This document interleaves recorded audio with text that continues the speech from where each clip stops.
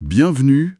Aujourd'hui, on plonge dans un de ces détails de la fiche de paye qui ont l'air de rien, mais qui peuvent tout changer. On va décortiquer ensemble la méthode des jours calendaires moyens en s'appuyant sur un article de la Paix Facile. Oui, un nom un peu barbare, mais l'idée derrière est assez simple, en apparence du moins. En apparence, voilà, le mot est lâché. C'est une approche parmi 8 autres pour calculer une retenue sur salaire. Son principe est simple. Au lieu de s'embêter avec le nombre de jours réels dans le mois, 28, 30 ou 31, Ce qui change tout le temps. exactement, mais là on utilise une moyenne fixe. C'est constant, c'est prévisible. D'accord, une moyenne. Alors, l'article parle de deux chiffres. Il y a 30 jours, selon la méthode du 30e, ça je connais, et un autre beaucoup plus précis, 30,42. Je ne m'attendais pas à des décimales ici. Ça change vraiment quelque chose. Ah mais comment? C'est là que justement tout se joue. Le 30, c'est une vieille simplification, c'est facile à calculer, c'est une habitude. Mais le 30,42, en fait, c'est beaucoup plus juste. C'est simplement 365 jours divisé par 12 mois. Ah oui, d'accord. Et c'est d'ailleurs la base qu'utilise la sécurité sociale pour calculer les indemnités journalières. Voilà, le nœud du problème est là. Le choix n'est pas anodin du tout.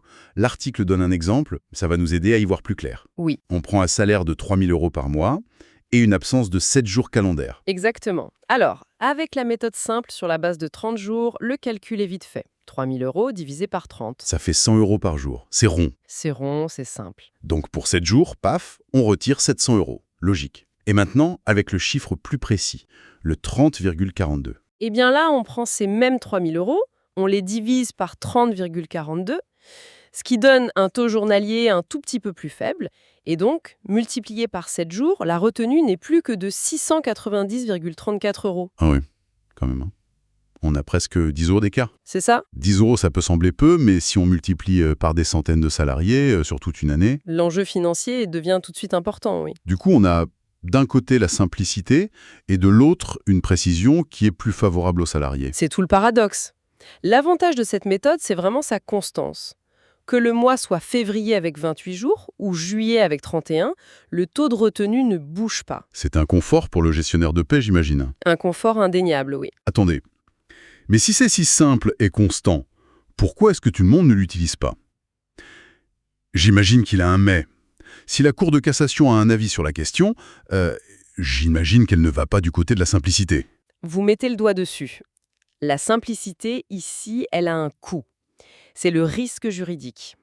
Pour la Cour de cassation, il n'y a qu'une seule méthode qui soit vraiment incontestable. C'est celle des heures réelles. D'accord. C'est-à-dire qu'on calcule la retenue par rapport aux heures qui auraient dû être réellement travaillées pendant l'absence. C'est la seule méthode qui soit parfaitement proportionnelle. Ce qui veut dire que notre méthode des jours moyens, qui est un forfait en fait, C'est un forfait, oui. elle peut être attaquée en justice. Absolument. Si jamais elle aboutit à une retenue plus forte que celle des heures réelles, même d'1 €, le salarié peut la contester. Et il aura gain de cause. C'est le genre de détail qui ne pose jamais de problème. Jusqu'au jour où ça en pose un. Exactement. Le jour où un salarié regarde sa fiche de paie d'un peu plus près, peut-être avec un avocat. C'est fou. Donc une entreprise qui choisit cette méthode par confort administratif joue un peu avec le feu à chaque absence.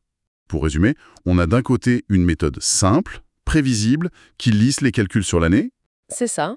mais qui repose sur une base un peu fragile légalement, et de l'autre, la méthode des heures réelles, plus lourde à gérer, mais Juridiquement blindé. voilà. Et tout ça, au fond, ça nous amène à une question assez intéressante pour la suite.